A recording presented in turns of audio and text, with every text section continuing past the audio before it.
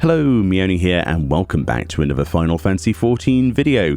This time we're continuing our look at the Blue Mage content added in 5.15. Specifically, we're looking at the level 60 mass Carnivale events, and one of them is round number 30, actually needed for the last quest of the Blue Mage content. This is the catch of the Siegfried. Now, a lot of people on my Discord server, and indeed in previous comment sections on videos I've looked at for Blue Mage, have asked for this basic guide. They say there isn't really a basic guide out there with narration over it telling us exactly how to do it, and some people are having trouble. So I thought, well, let's do it. I'm sure there are other videos out there that probably do this a lot better, but I found this fight quite simple, and I'm going to show you how I did it. So first of all, I must say that this video will have timestamps in it.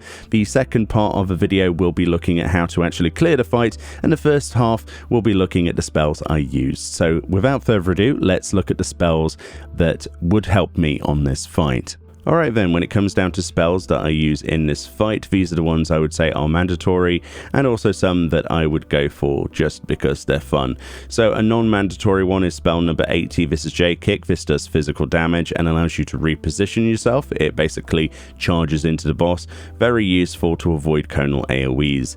Then we have Ravana's Super Narca, which is number 78. This is something that you can spam on the move and do quite a lot of damage, so that's highly recommended. Ethereal Mimicry is something that everybody should get if they can. This is spell number 77. This allows you to target anybody outside of a party and essentially clone their stance. So if you target another blue mage, you will turn into DPS stance. If you target a tank in the game, you will turn into a tank stance, and same for healer. We're going to be wanting to take the DPS stance for this fight for sure. So get this spell, target another blue mage nearby or whatever. They don't have to be in your party, and then you can clone their DPS stance, which will help you significantly in the fight. Spell number 44, Feather Rain. I use this as a bit of a filler. It does wind damage and also puts a dot on the target, which is always helpful. A mandatory spell, Exuviation. This is basically a heal, but also removes one detrimental effect from all nearby party members. This is what we're going to be using to get out of the ankle attack. So I think it's called ankle graze, which essentially chains you down to the floor and then puts an AoE on you, which you have to obviously cast to get out of, or you'll take damage.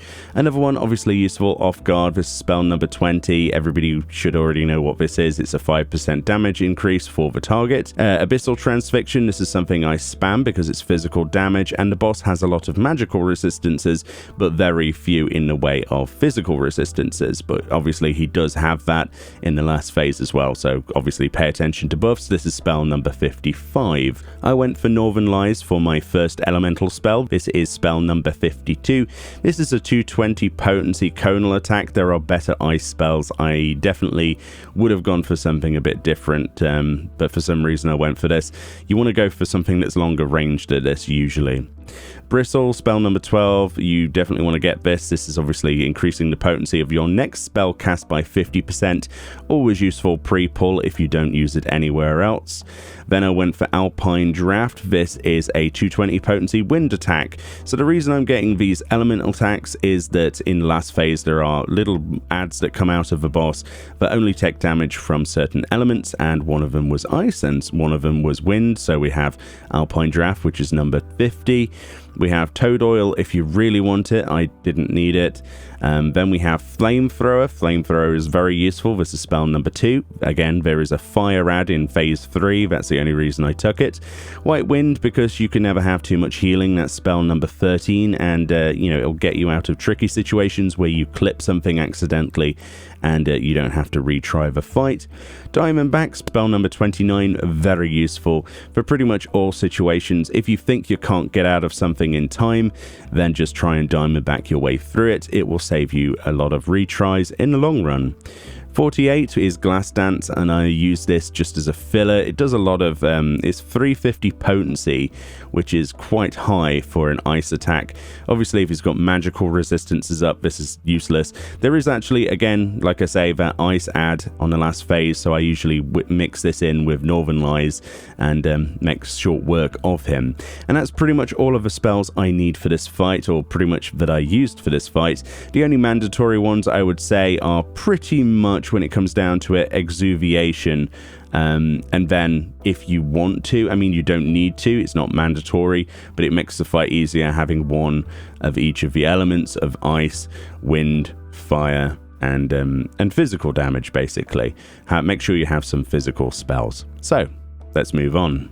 Alrighty then, so let's go inside and see if we can defeat Siegfried. So Siegfried is nothing to be scared of. Like I said before, I had a lot of fun on this fight, and I found it quite a bit easier than Azor Magia, so the previous level 50 end.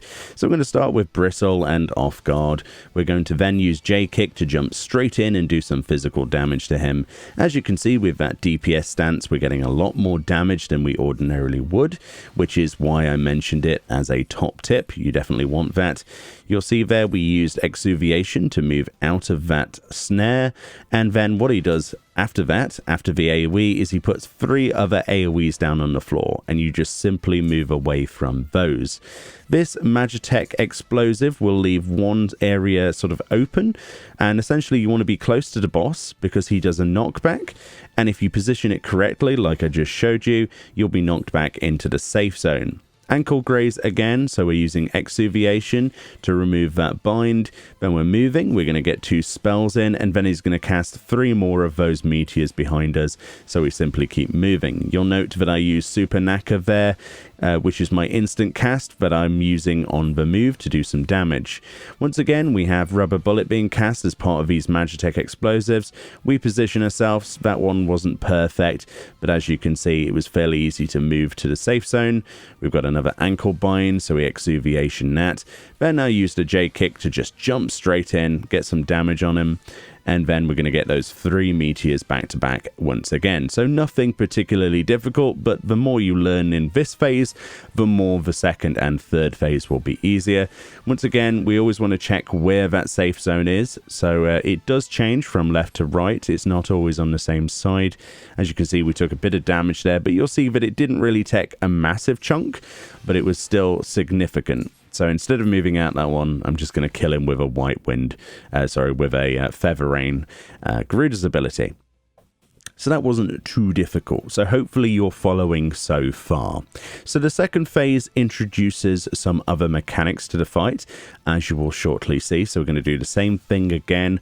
We're going to Bristle, and then we're going to Off Guard this guy just to get that extra bit of damage. And ordinarily you'd be using these abilities on cooldown if you were going for like a speed run. But, you know, we're not going to do that. So that first ability you saw was where he had those line AoEs to avoid. Swift Steal is something you want to get close to the boss, find the safe area, and then move straight in. So he does like a knockback, and then you have to run into a safe zone. Then straight afterwards he does an attack where you were standing. You'll note here that we have some ice crystals. Essentially what you're supposed to do is find the gap in those ice crystals and go and stand on the outside of a room to avoid it.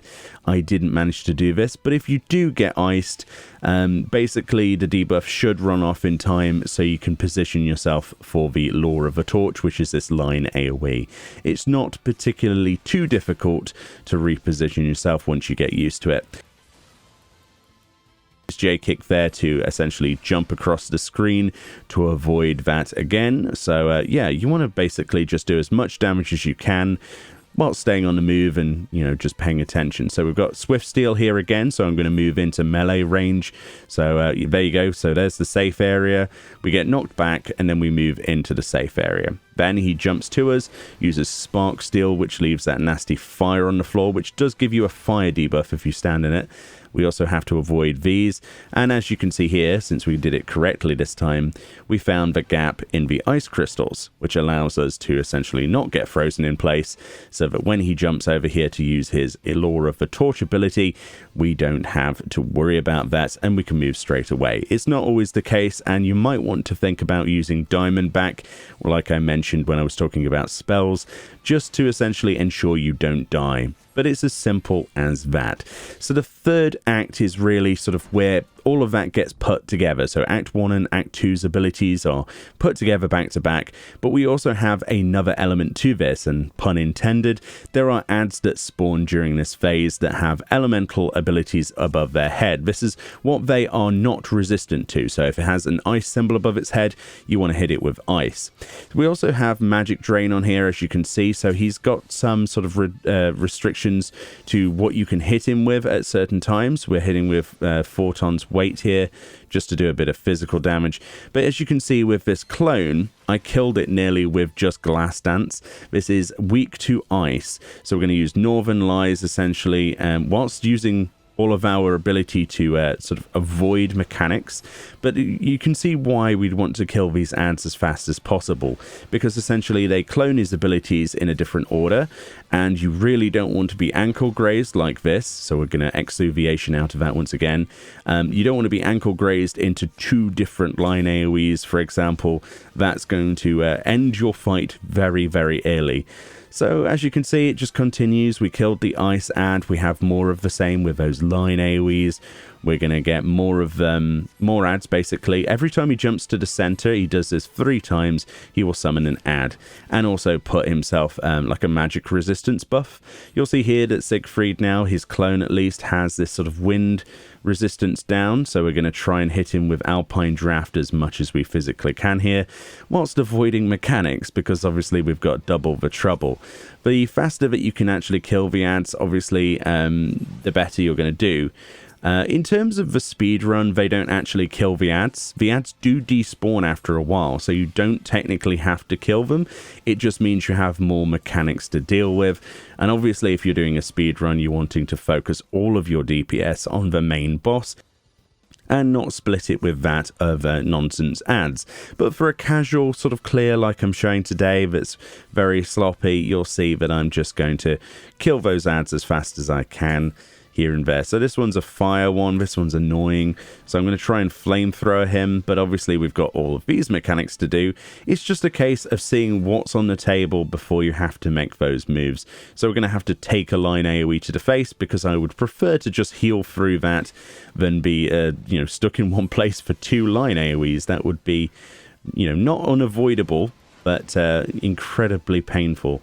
So I'm having a bit of trouble now because Flamethrower is a close range ability. We're going to Exuviation out of that, and as you can see, we have another gap in the ice. That ad's still alive, but we also have these AoEs as well from Hyperdrive. That could have very nearly killed me. I got frozen in place. But it's not over until the fat lady sings, as they say, and you see that ad didn't get killed. Essentially, that's what happens if you don't kill them. They just despawn after a while. So you can totally avoid needing to kill them, but it is heavily recommended if you're having a tough time to focus them down with whatever element you have at your disposal that matches there. So we're having Swift Steel again. Same mechanics as Phase 1 and Phase 2, really. He jumps on you, Spark Steals. At this point, I'm pretty sure we've seen all 3 ads, so we just have to deal with the base mechanics. It doesn't get much harder than this. I'm going to run over the burn pile just to take a little bit of extra damage at the price of not being frozen in place, potentially in the fire, which would very much kill me. So yeah, a bit of a J kick to instantly do some physical damage to him. He's just going to spam the same abilities pretty much at this point. You just want to watch out for his debuffs. He can absorb a lot of magical attacks. You'll see them on his actual character. Just pay attention to which is the physical resistance and the magical resistance, and you're going to be fine.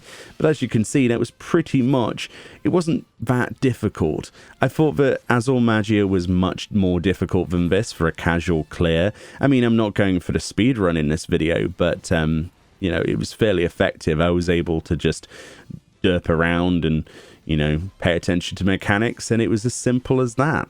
So hopefully that did help. I mean, that was an 8-minute 38 clear time, which is pretty bad in the grand scheme of things, considering the speed run is half that. But then again, if you just want to get your quest cleared and unlock your mask, which you get for completing this, I should show that on screen, it's quite fancy, from the last quest, then obviously this should help you out. If you have any questions about abilities, feel free to leave them in the comments section. I did do several videos, in fact 2 of which are exactly how to get all of the spells, so go and check those out on the channel. Thank you kindly for watching, enjoy your blue mage, and I'll see you all next time.